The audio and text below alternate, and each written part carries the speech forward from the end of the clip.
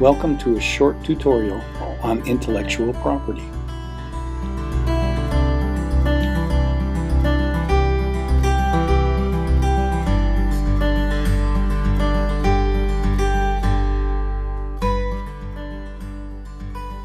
We are all probably familiar with the concept of property rights. For example, if you buy a house, your community and government recognize that you own it. There are laws that protect your ownership. If you purchase something at a store, like a television, computer, or even jewelry, these items belong to you and are considered your property. If a thief steals your computer or television, there are laws that will punish the thief.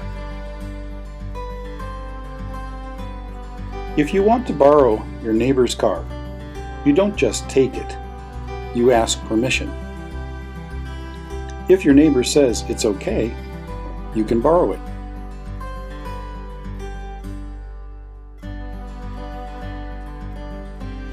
But what about property of the mind? By this I mean inventions, music, images, movies, literature, artwork, research, discoveries in medicine, industrial designs. What about logos, advertising slogans, symbols, product names, video games, a performance, a dance, a radio broadcast, a TV show? All of these are the products of someone's creative thinking. Because they are considered products of the mind, we call them intellectual property. Some countries have laws that protect intellectual property, just like the laws that protect physical property. Creators or inventors of intellectual property are treated as owners of their creations, just like owning a home or computer. It is easy to understand why someone who has spent a lot of money buying a home should be regarded as the owner. Intellectual property is similar, but a bit more complex. Basically, laws protecting intellectual property enable the creators to benefit financially from their creations and inventions. This is regarded as a good incentive to keep people creating and inventing. There are laws that protect intellectual property, so creators will be motivated to create. The World Intellectual Property Organization believes that monetary gain is linked to progress, economic growth, and increasing quality of life for all humanity. In other words, they believe people need to be recognized financially or compensated for their ideas, or they won't continue to further their work. Like a job, they need to be paid for their work, or hope their work will result in financial rewards. If you download music from the internet without paying for it, the musicians will not be able to earn money for their work. Similarly, if you sneak into a theater to watch a movie without buying a ticket, this affects the profits for the company and actors. Countries vary in how intellectual property is protected by laws and agreements. These laws are complex. The purpose of this video is to introduce you to what you should know about the protection of intellectual property in American colleges and universities. According to the World Intellectual Property Organization, there are two categories of intellectual property. Industrial property. This category includes, for example, patents for inventions, trademarks, industrial designs. The second thing included is copyright. This category includes literary works, films, music, drawings, paintings and sculptures, photographs, architectural designs, performance art, recordings, and broadcasts. All intellectual property is protected by U.S. copyright law. Copyright laws exist to protect our intellectual property. They make it illegal to reproduce someone else's expression of ideas or information without permission. This can include music, images, written words, video, and a variety of other media. At one time, a work was only protected by copyright if it included a copyright trademark, the C symbol. This means the creator has officially legally applied for copyright. According to laws established in 1989, however, works are now copyright protected with or without the inclusion of this symbol.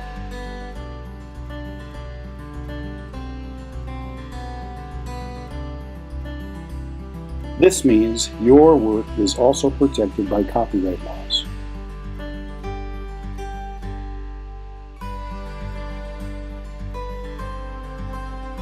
Any original content you create in a tangible format.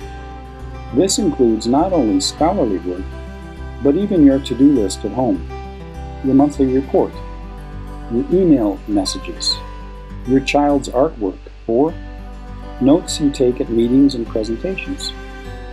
Works that can be copyrighted include, but are not limited to, literary, musical, and dramatic works, pantomimes and choreographic works, pictorial, graphic, or sculptural works, sound recordings, motion pictures and other AV works, computer programs, architectural works, and compilations and derivative works.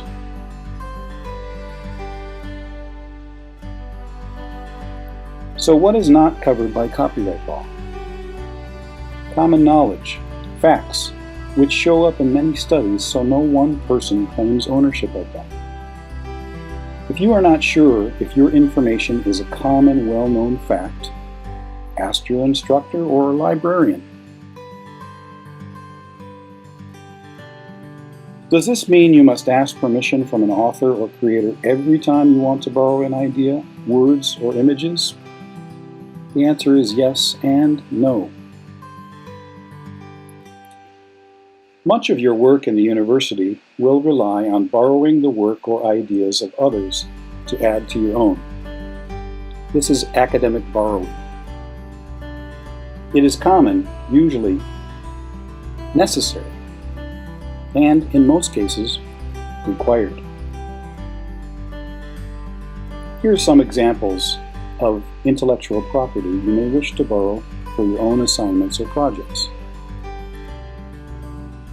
Words or ideas presented in a magazine, book, newspaper, song, TV program, movie. Web page, computer program, letter, advertisement, or any other medium. Information you gain through interviewing or conversing with another person, face-to-face, over the phone, or in writing. Exact words, quotes, or a unique phrase. Diagrams, illustrations, charts, pictures, and other visual materials. Any electronically available media, including images, audio, video, and other media. However, be careful. This means that anything you borrow from the internet is copyright protected. Nearly all of the work that happens in a university, a professor's research, or a student paper in a course, even homework, will borrow the work of others. In some cases, you can't ask the author for permission. The author might be far away. For this reason, we have fair use. Fair use is a part of U.S. copyright law that allows colleges and universities to use copyrighted material without seeking permission from the author, if the work is for educational or socially useful purposes.